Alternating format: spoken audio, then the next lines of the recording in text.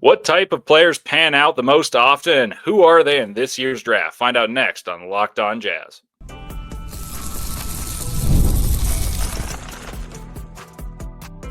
You are Locked On Jazz, your daily podcast on the Utah Jazz. Part of the Locked On Podcast Network, your team every day. Hello and welcome into Locked On Jazz. My name's Leif Tulin. I'm excited and honored to have the opportunity to fill in for David Locke on Locked On Jazz. As many of you guys may know by now, I'm a lifelong Jazz fan who's a credentialed NBA draft analyst for Locked On NBA Big Board, attendee of the 2023 and 2024 NBA Combine, Jazz broadcast assistant and statistician the past 4 seasons, and lover of college hoops. So don't expect all the geeky numbers of usual to be gone, but I'll bring you guys a unique perspective as a diehard college hoops fan. So I'm very familiar with the players in the draft, NBA draft analyst, and a Jazz employee. And I do all that to make you guys as knowledgeable as possible about your beloved Utah Jazz in a critical juncture for Jazz fans. Thanks for making Locked On Jazz your first listen each and every day. And remember, Locked On Jazz is free and available on all platforms, including YouTube at Locked On Jazz. But the best way to help us grow is to comment anything below. And today's question is, what's your favorite archetype of player and who fits it best in this draft or someone that's already in the NBA? Let me know in the comments and I'll try to get back to you guys. So you guys may know this already, but your favorite podcast now has a newsletter introducing Locked On Jazz Daily Newsletter, one stop for the ultimate team and league coverage delivered right to your inbox. Sign up for free now at lockedondaily.com. That's lockedondaily.com, and start your day with the all-new free Locked On Jazz newsletter, just like I do. Today, in the first segment, we're going to talk about a very interesting conversation. I'm bringing my guy Spencer on, who I talk the draft with all the time. We'll analyze the top 5 prospects and answer the question of fits versus ceilings and dive into their games. Second segment, we'll discuss what type of archetype the Jazz need to focus on and what are the best type of players to select, who produces the best results and which type of archetypes tend to not do as well. So in the final segment, we'll look at the 21st pick specifically and tell you which players we think fit within those parameters of our preferred archetypes, and we'll tell you which ones we will not pass up should they be available. So without further ado, I'm going to bring on my guy Spencer Jones, who I talk about the draft with all the time, and he's an avid fan of the Jazz and a Locked On everydayer. Hey, so happy Spencer, to be here. Happy to have you on here, and let's get down to the brass tacks. Stock Cooper Flagg. What impresses you the most? We talked about this a little bit ago. And why are you so high on him? And you've been texting me all year about how great Cooper Flagg is. Yeah, I mean, I think for me, it's the things that maybe not everyone picks up on, but he just shows day in and day out that he knows ball. I mean, I think it was the North Carolina game. He started the game. He scored or assisted on the first 18 points, had like 2 steals, 3 or 4 boards. And he does all the little things that shows you he has an extremely high IQ. And I think when you combine someone that has that IQ with the elite athleticism that he has, it creates a player that's extremely fun to watch. And then on top of that, and you mentioned this, I want to say yesterday in the pod, or maybe that was today, he just kept getting better. And when you talk about your number one guy that you want, someone who's always wanting to get better and looks to continue to grow his game. And that's exactly what he did this year and showed. Yeah, and I think his evolution as a player is pretty crazy because typically when a guy's a number 1 pick, you know it pretty early on and the game stays the same. Maybe they have good game, bad game. He completely evolved and changed as a basketball player for the better, and he was already the number 1 pick. The one thing about Cooper Flagg that really entices me is I think you can have him play in any situation and your team instantly becomes better due to his tenacity, his competitiveness, and then he has the skill set to back it up as a passer. Like if you think of some of those comparisons, like James compared him to Kawhi, I would argue he's a far better passer than Kawhi Leonard, who's strictly about go getting buckets and then defending the other guy's best player. I'm not saying he's better than Kawhi Leonard, but I think he's easier to build a team around. And if the Jazz were to get him, I think they'd have a difficult time being bad next year. That's how highly I think of Cooper Flagg. Yeah, I don't think it's crazy to say he's a better playmaker than Kawhi in the slightest. I think his vision and making the right basketball play is elite, especially for his age. I think that's something you got to think about too. I mean, he played half the season at 17 years old, which is unheard of the way he dominated. So those are the things that are really enticing, not to mention the growth that he still can make. And he's already this dominant. His ceiling is extremely high. How high is that ceiling? You don't have to give me a player, but like what's the type of player, like tier level of player you think he could be by the end of a rookie contract? So what is that, 5 years, 4 years? Yeah, 4 years.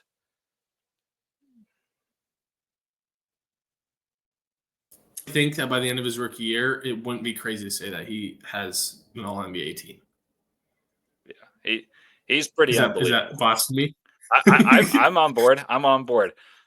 So Cooper Flagg's clearly our number one. Is there a clear-cut two? Because for me, it wasn't to begin the season. The everydayers know I talked about this. I thought Ace Bailey had the best chance of usurping the top spot from Cooper Flagg. But to me, clearly it's Dylan Harper. Is it the same thought process for you? And why, if so, and if not, certainly elaborate. Yeah, I think Dylan Harper is the clear-cut number two. I mean, we talked before the college season started. I sat there and saw videos of Ace, and I was like, my gosh, by the end of this season, I wouldn't be surprised if you told me that he had a better year than Cooper Flagg. But I think Cooper's rapid progression and growth that he showed made that just non-question. Not to mention, I think there are some things lacking in Ace's game that limited him this past year. And Dylan, I just thought was more consistent, and he seems to have a more clear-cut role, if that makes sense. I think a lot of the growth, or the positive potential I see in Ace is dependent on certain things, and that's his dribble and being able to beat people off the dribble and create for himself. Because I feel like his handle's not super great. But with Dylan, is he a clear-cut three for you though? Is Ace number three? With if Dylan's two, does their confidence for you at number three? Yes. So right now, I think Ace is my third, but not confident like at two. I think Dylan's a clear-cut two. I think by come draft, you could convince me that Trey Johnson could be a third pick.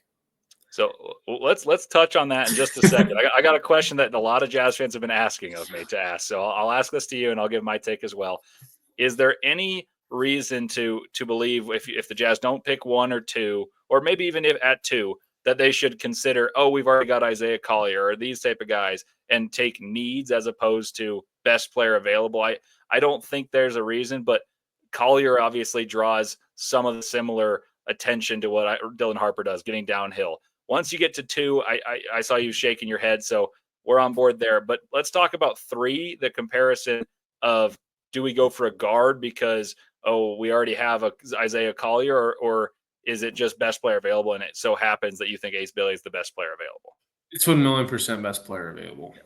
I think if you're the Jazz and you think Trey Johnson is the third best guy in the draft, you take him. If it's Jeremiah Fears at three, you take him. I mean, I don't think you choose someone based off of what we have, because we don't have a one or two.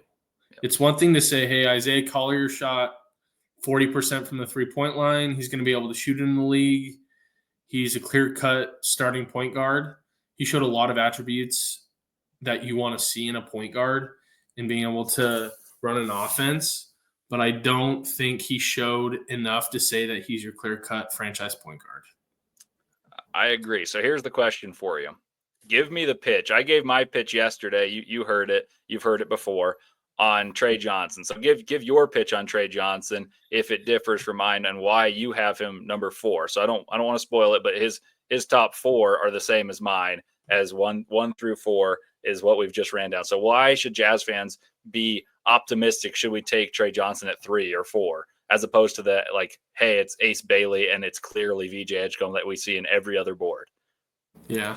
I mean, I think as you Jazz fans know, one of the things that we've missed is that guy, the guy that's just going to go get you a bucket. Lowry's awesome, but he's not going to be the dude at the end of the game that's going to be able to go create his own shot.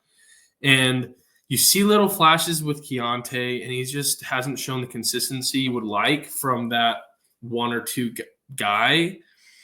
And I think, honestly, Trey Johnson isn't being talked enough about because of what he did. I mean, he led the hardest conference we've ever seen in college basketball in points as a freshman. He's not just – it's not like he's the 6'3" scorer. He's 6'5", 6'6". You can slot him in at the 2 if you want, but the reality is there's a place in the NBA for him to be a combo guard. He showed flashes of playmaking, and he can create with the ball in his hand. And I think from a Jazz perspective, we can't have too many of those guys with where we're at right now. There isn't this perspective of like, oh, we have so many guys that are going to go and get us buckets. If anything, yeah, we need defense, but we don't have all those guys.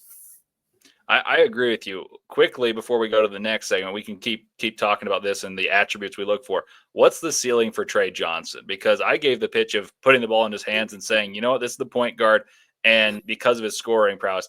Are you on board with that? And what do you think he is if he hits his ceiling?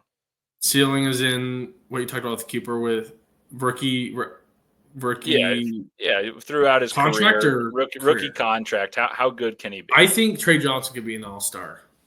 But the way he scores the ball, and it's one of those things too. I think it's one thing to not be good at defense, but it's another thing to not have the tools to be good at defense. And I think he has the athleticism to be able to play good defense. And when I look at draft guys, that's something I look at is you looked at Jaden McDaniels. Jaden McDaniels wasn't known as a defender at UW. He came in and was like, this guy's going to get buckets. And granted, they played zone in college, so you didn't really get to see a whole lot of that. But look at him now. He's the defender, the big wing defender that the Timberwolves have. And so you put someone who has a mold of athleticism and a coach like Will Hardy. I imagine Will Hardy pushing Trey Johnson in a way that he's pushing Keontae. And I think Trey would end up playing better defense than Keontae does, if that makes sense in that same situation. So I think the tools are there, not to mention the fact that the guy is so good off the dribble, and we don't have that at all. So I don't – honestly, if we choose Trey Johnson, I'll be fine with it. Would I love the first two guys? Yeah, I would. But I think there's a lot to love about Trey Johnson, and I can talk myself into it being awesome for us. Well, you can give some more of those pitches in the next segment. We're going to talk about the nitty-gritty of what archetypes work best for the Utah Jazz, what types of players you think are the most conducive to success in the NBA and for our beloved Utah Jazz. But first, we got to head to a break and tell you all about how great Open Phone is.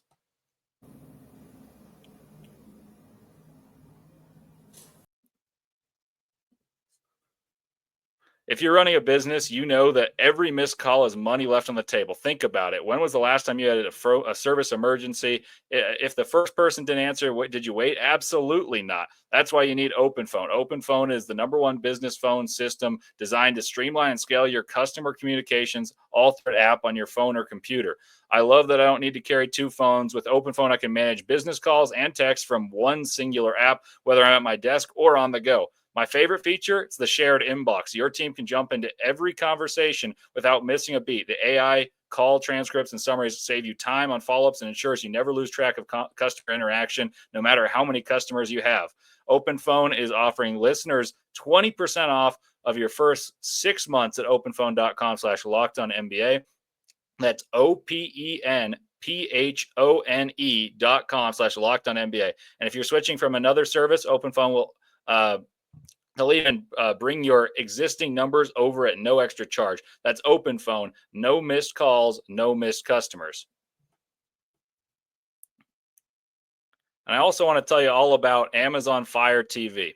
Did you guys know that Fire TV is also an Xbox? Just turn any TV into your gaming and entertainment hub with Fire TV. The Fire TV Stick, 4K devices, no console required. Just grab your paired controller, subscribe or sign into Xbox Game Pass Ultimate with EA Play included, and you're ready to go. Dive into hundreds of premium titles from EA Sports, from College Football 25 to Call of Duty, Black Ops 6, and anything else. It's easy. And as long as you stream it, you can stream your favorite shows as long as it's on those platforms. It's gaming made simple, and it's all in your Fire TV. There's endless entertainment. And as someone who doesn't play a ton of video games myself, with 4K streaming, I can watch more than 1.5 million movies and TV episodes from your favorite subscribed services like Netflix, Prime Video, Disney Plus, Max, and much, much more. And I love to take advantage of that feature all of the time. So head to Amazon.com/Fire TV locked on to get started. Xbox Game Pass Ultimate subscription and compatible controller are required.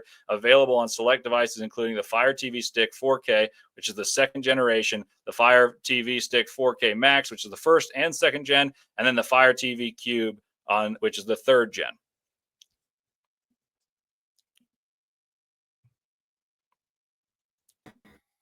All righty. Welcome back to Locked On Jazz. I'm Leaf Tulane, joined by my good friend Spencer Jones, who I talk basketball with all the time. So this is nothing new to us, but we've talked about this over many a meal, many a phone call about the archetypes that work best in the NBA. And we can talk about specific players. Like we said, the Jazz are lacking that guy, the go-to scorer. So that's a type of archetype.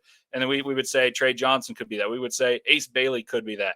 But tell me about your favorite archetypes that you think are the most conducive to success in the NBA, because I don't think it's as obvious as many believe. Some would say, oh, it's a 3-and-D, but there's differences between 3-and-Ds. And then list some players that you believe throughout this draft fit those specific archetypes. Well, I really like the athletic shooters, a la Trey Murphy, if you go back to that draft a couple years ago. And because the way I see it, like, if you have athleticism and an ability to shoot the basketball, you're going to be able to find your way on the floor. I think a lot of times you get the guys that are knockdown shooters who can't play defense because of lack of athleticism. A lot of times there's that white stereotype. So it's a white shooter and he's a liability on defense.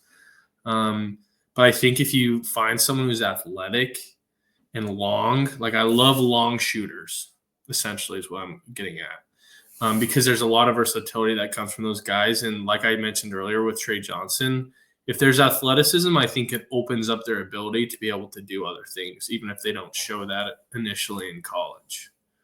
Yeah, I think that's a really good distinction. You mentioned he's got more tools to be good defensively than demonstrated in college. And for context, he had an athletic team around him that was inept at shooting the basketball, so we had to create a ton of offense, but you could hide him a little bit defensively. And sometimes it would be lack of effort. Sometimes it would be lack of physicality. But it was a great league in which he needed to score 20 for them to have any chance to win the game. So who are some players that fit that prototype in this draft, whether it's in that top 5 or near the 21 spot? Well, my guy that I love is Carter Bryant. And I know that you love him as well.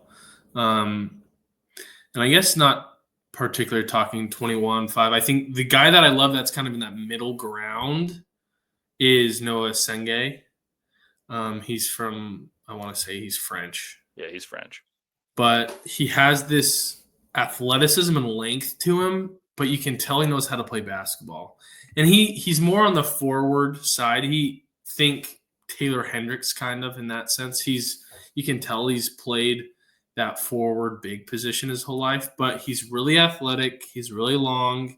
One of the things that I really liked last year, his team won an Adidas tournament and he was the MVP and dominated the tournament. And all he did was talk about his teammates. And so I know I'm getting sidetracked with that, but stuff like that, like just his ability to do a lot of different things. And I think that's what the length and athleticism comes from. And same with Carter Bryant. I think there's so much that you didn't see this year that he'll be able to do. And even if it's little flashes, that's what I like to look at is, what's it like off the dribble for him? What does his form look like? Like, does it look natural? His shot looks good. So it looks fluid. So here's something that's back to the top 5. I think Ace Bailey is another example of someone who has prototypical length, obviously, and that's why he's perceived as a scorer. But I think what's underrated about, the one that all skinny guys that can score are compared to is Kevin Durant, is how athletic he is for his size. Kevin Durant can move, and the reason teams don't target him on defense is not because like, oh, wow, he's super strong or he's unbelievably lateral. laterally quick, but he's good enough at all things. And there's the functional athleticism and knowledge of how to play basketball there. And I'm not saying Ace Bailey is that, but Ace Bailey on the other end is someone who can block shots as a secondary rim protector. That's what Jaden McDaniels, the defensive flashes were from that zone, as someone who get his hands on the ball. So we've talked about this numerous times, so this is not a strange conversation for us. But you watch Trey Murphy at Virginia, you didn't really see this live wire athlete who was twitchy because they play a pack line defense. But you have to envision them playing in the NBA role that they'd have. And Ace Bailey's obviously going to be score first, but defensively, there's more hope there and more twitchiness than I think is able to be advertised on the defensive end, even though our knock for him offensively is he doesn't beat people off the dribble when crowded. So I think contextualizing this and talking about archetypes, you can find players no matter where throughout the draft. And I am very intrigued by Asenge. And as you mentioned, I love Carter Bryant. He would be my favorite pick. And I think we'll touch on this in a little bit in the next segment, but guys we would trade up for at 21, if let's say he's there at 14, Carter Bryant's the number one guy I would trade up for. You have one other archetype you really like. You want to share what that archetype is and an example of who it is, and I think I know where you're going to go with it. I love high IQ guys. High IQ guys that are, I mean, Cooper's the ultimate athletic and IQ, but I think size and IQ have a place in the NBA, and people can knock on athleticism, but I think when you look at a player, there's certain things that you can combat. Like you look at Jokic, right? He doesn't have elite athleticism, but his IQ allows him to make up for that.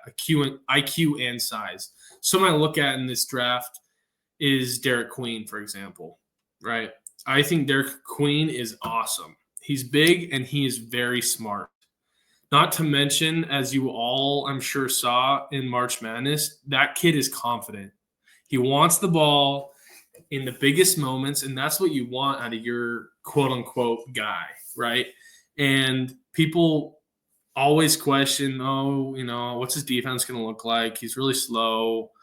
He's not super athletic. But the thing is, his IQ, and he proved it in college, and obviously it's a different game, but his IQ really makes up for that lack of athleticism. He knows how to use his body. He knows where he's going to get his points. But at the same time, you can run an offense through him because he has that IQ. And I think that's very different than a typical big, right? That creates versatility in his game because of that ability to be able to pass the ball and create for others, opens up what he can do. And like we've talked about, like the more options you have from a player, whether that's because he's athletic or his IQ, that's what I look at when I'm looking to draft guys is, can you put him in different positions? And there's plenty of guys that I think will be around there at 21 quickly, close to home. I think that's why Kyle Filipowski's shown to be a steal. We got him at 32. And if you look at the intangibles, as opposed to the vertical and the, what I like to say as combine measurements, Kyle Filipowski is a totally different and far more enticing player if you watch the game tape, as opposed to his concerns being all athletic deficiencies. And sure, those do matter because ultimately you want both. But there's guys on the flip side who have very good athleticism but have a high IQ, but their flaw is shooting. Take Herb Jones, for example. And that's a guy that you could take the opposite. So I think the IQ is something that is measured through watching a ton of games as opposed to stats or athleticism that you can monitor with a number or like that guy walks off the bus and you say, wow, phenomenal athlete. So we'll talk about all those type of guys, the type of archetype that is most conducive we've spoken of, maybe some archetypes that tend to fail more frequently. And then our favorite guys that we would trade up for. There's a number of guys we've circled for a long time when monitoring the Minnesota pick. So all that and more coming up on Locked On Jazz.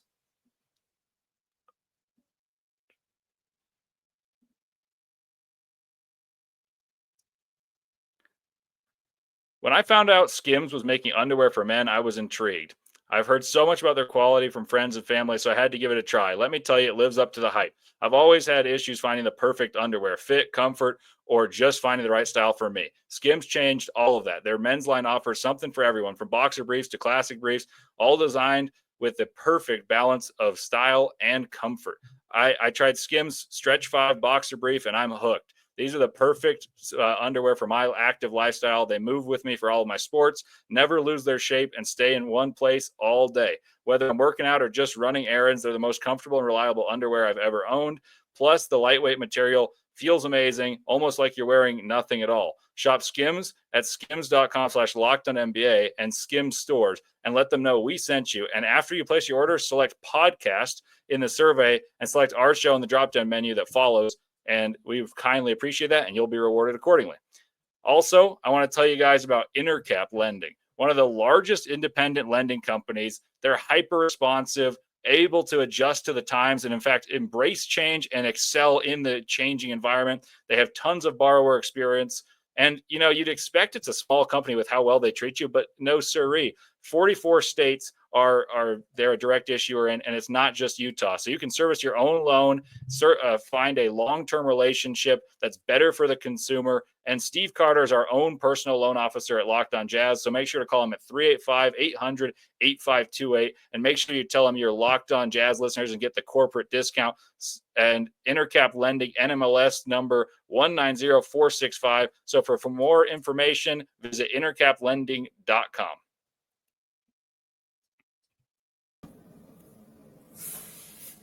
Welcome back to Locked On Jazz. I'm Leif Tulane, joined by Spencer Jones. And this is the fun part where we've watched so much basketball of the collegiate and international side. And it's not just the top 5 guys. We got to tell you about the guys that we find enticing and fitting of these parameters that we talked about. Is you want a long shooter, you want a guy who plays super heady and fits the positional billing. Well, this is the part where we get to showcase that knowledge and preparation. So tell me who's at the top of your wish list, and actually give me one other player, but also tell us about Carter Bryant and why you and I both are very fond of the idea of taking Carter Bryant should he be there at 21, and even enticing to the idea of trading up for him. I think Carter Bryant's the exact archetype that we want, and especially with a second pick, there's not a whole lot of risk, if that makes sense. I think he has so much potential, and we constantly talk about his Trey Murphy comparison, where the thing is he's super athletic, he's got great size, and his shot looks good, and then there's flashes off the dribble. Like, not that he's sitting there like Trey Johnson taking a bunch of shots off the dribble every game, but there's flashes, and there's obviously context. Arizona had Love and Lewis and a bunch of other guys that are going to go score for him, and he played his role, which is something that's actually a pro in my eyes, right? He accepted a role and played really well at it. But his athleticism, the fact that he's everywhere, he's on the floor all the time on defense, loose balls, and he's really athletic. And he's huge. Like Carter Bryant is a freshman, and he's built like the virtual build your own 3-and-D guy in the NBA.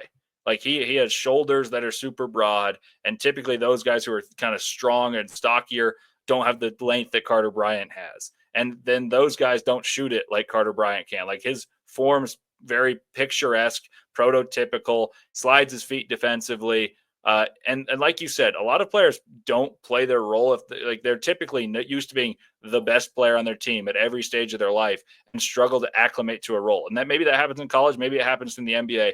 And a couple of years ago, I did a podcast about what prototype fits best. The guy who has been a star and now has to play a role, or a guy who's been a role and has to play a role. And there's conflicting evidence there.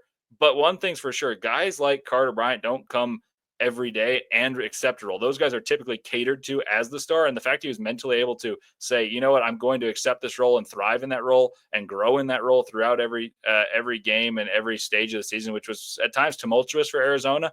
I really believe in his attributes. And then watching him think the game and make the right passes and go rebound and defend big time players. I'm very bullish on Carter Bryant. Are there any other guys that you feel, say they're at 14, 15, that the Jazz should move up, package the second rounders along with 21 and say, yeah, let's run to the podium and get this guy? Well, I mean, guys I look at, I like McNeeley because of what we've talked about. I think he has high IQ. He's got length. He's a good shooter.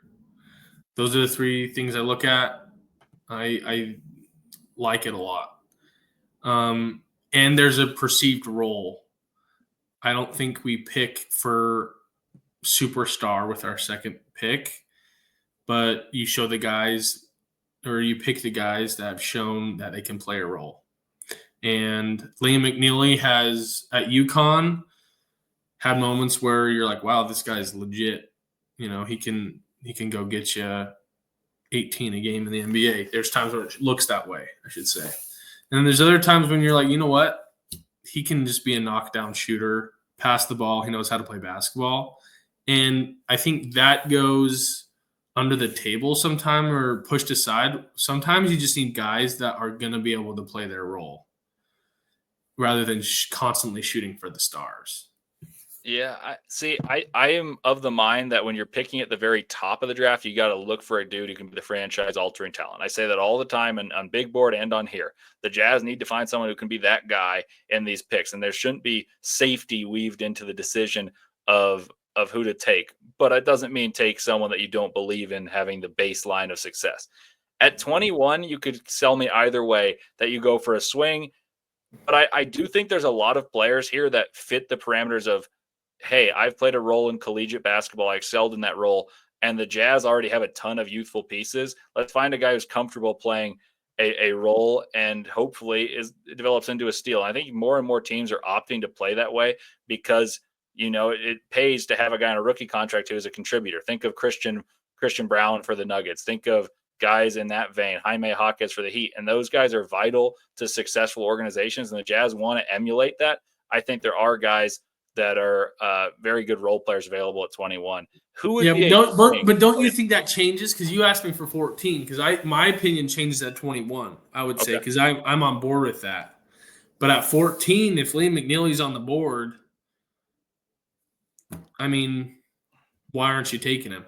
You know, I agree. I agree because I also am high on Liam McNeeley. I think the same goes for 14, as I said, for 21. That said, there are some guys that if they are there at 21 that I don't think would be there at 14, that would be there at 14, obviously, but I think have more likelihood to get to 21 that I'd be enticed to take a swing on. But I think there's a ton of guys that are safer options this year as opposed to in previous drafts. There hasn't been the depth and almost, I wouldn't say certainty, obviously, but more probability that they pan out to be NBA role players because the studies say after 15 it's a crapshoot. Well, I just think there's lots of guys in that 21 slot where I can walk away being like, yeah, I'm okay with that. You know, I can talk myself into it because it's 21 and there's a little less expectation, but I also like the idea of taking swings there. Like, so who are the top two? Yeah, okay. I got a question for you. This is how we're going to end this. Give me your top two swings and your top two safe products at 21. So assume Carter Bryant's gone, and then give a quick pitch for each of them and your vote. If everything's up to Spencer Jones, who are we taking at 21? I like Will Riley. I don't think he's a reach. I don't think he's a stretch at 21. So I would say he's a solid guy. But do you agree? That's not a stretch. I mean, he's got upside. For reference, Will Riley's a really good shooter from Illinois who's very young. So I think I would consider him an upside guy, but I also agree with you that he's got a pretty good role that's set for him as a But I mean, at 21, like I'm talking about his actual potential slot. Like slotting in at 21, I don't think that's crazy. I agree. I think he'll be there. Is what I mean by that. Another solid guy. I've kind of just been thinking of the reaches. One of the reaches at 21 I mentioned to you, his name is Dink Pate. I like the idea of Dink Pate, and it's because of what we talked about. He came in, played G League last year. He's on that G League Ignite team that was just atrocious. They were terrible. But he came in supposed to be this 6'8" point guard, and he did all right. He wasn't super special. But those are the type of archetypes I look at. He's athletic. He's 6'8", has played with the ball in his hand, and has a pretty good shot. He's not a knockdown shooter, but he's not incompetent. And you know who kind of reminds me of that kind of prototype was Herb Jones. Like Herb Jones couldn't shoot, but what I liked is he played point guard at Alabama. And so going to the NBA, you knew he wasn't going to be a point guard, but it wasn't going to be unique or weird when he had the ball in his hand because he'd done it before. So that's one of the things I really like. That's my stretch. I got to think of more. Two for each is tough. We're running out of time, so I'll give two, and I think you'll agree with these two. I think one that we love because he's solid as they come is Thomas Houck from Florida. He's the best prospect on Florida's team. You know what? People would say that's a stretch, Leaf. People would say that's the stretch at 21. Well, sure, that might be considered a reach, but I'm talking about in terms of potential versus you're expecting a high floor. He comes in as a high floor. I don't know if the potential is super high, but I don't think that's a stretch. Yeah. It might be a stretch to take him that early, but it's a guy that I would have no qualms with taking that early. And one guy that I think could be there, it might be a little ambitious to say to be there, is Ben Saroff.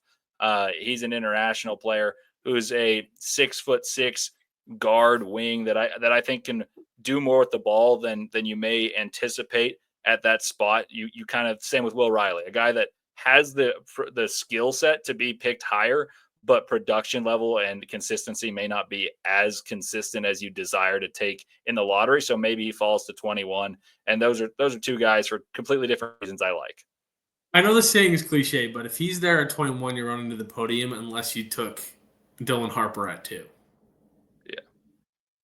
That's my thought. I agree. I think he's too skilled to fall that far, but you look at the mocks and it's not as insane. So we got to get out of here, but give me one last pitch. You're picking at 21. You can tell me who's available. Who are you taking? Other than the guys I've already told you? It could be one of them. I don't know. Who are you taking? I feel like I'd probably take Will Riley. I'd take Will Riley if assuming Saroff might be gone. Will Riley's the type of guy who can score the ball, knock down shots, and he's got a body that's got a lot of muscle to be added. He's very lengthy and skinny, and he's been the guy with the ball in his hands, but he learned how to play off the ball, playing off of Kasparas Jakubonis this year. And I think he's a better shooter than he even showcased at Illinois. So I'd be very comfortable taking Will Riley. Obviously, my pipe dream at 21 is Carter Bryant if for some reason he falls. Well, that's for sure my pipe dream. I just don't see a world where that happens, especially because I feel like he's going to be a guy that rises around the draft. I think I would go Will Riley as well. I just what like about that. Your boy LeBaron Philon? If we get a wing, I mean, you can't have too many wings, but if Philon's there and we take someone like, if we have Cooper, Philon at 21, fine with it. If we take Harper, Philon at 21. And you know what? This is what's cool about Harper. Harper's 6'6". Yeah. And I don't mind. I wouldn't even mind that. But I'm taking Philon if we take it forward, I think. That's all right. All righty. Well, we're running out of time. We'll talk about some of these prospects tomorrow as well on the episode, where I'm going to tell you guys, as promised, I changed the schedule, but as promised, I'm going to talk about the rookies, but I'm also going to take a deeper dive on some of these guys at 21. So thank you to the everydayers for checking in. Also, the playoffs may be out of reach for the Jazz this season, but the future's still bright. So stay updated on all the offseason news, draft coverage, expert analysis by subscribing to Locked On Jazz, the newsletter. Plus, you can win big by subscribing. So between April 7th and April 30th, subscribe for a chance to win any of these amazing gifts. A $2,500 Best Buy gift card to upgrade your sports cave, a $300 Game Time gift card to get tickets to a Jazz game or maybe a playoff game if you live out of the city, and a $200 Fanatics gift card to get some more Jazz swag. So get exclusive insights to free agency, draft coverage, team updates delivered straight into your inbox. Join the Locked On Podcast, Locked On Jazz podcast for trusted coverage every single day. Subscribe to enter today by clicking the link in the description, and enjoy, and hopefully you guys win. Thank you guys for listening, and we'll be back tomorrow with another episode of Locked On Jazz.